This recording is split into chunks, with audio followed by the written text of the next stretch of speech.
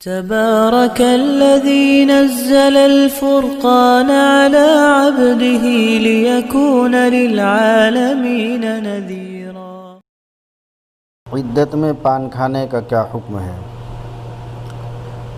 تو اگر عورت عدت میں محض شوقیہ طور پر برائے زینت خوبصورتی پان استعمال کرے تو اس سے تو اس کو منع کیا جائے گا، اس لیے کہ اس سے ہونٹوں پر سرخی ظاہر ہونے سے ایک طرح کی زینت اور خوبصورتی پیدا ہو جاتی ہے جو عدت کے اندر منع ہے۔ لیکن اگر عورت پان کھانے کی عادی ہو اور پان کھائے بغیر اس کے لیے وقت گزارنا مشکل ہو، پریشانی ہوتی ہو اس کو، تو ایسے عورت کے لیے عدت میں پان کھانا ممنوع نہیں ہے، کیونکہ یہ زینت میں داخل نہیں ہے۔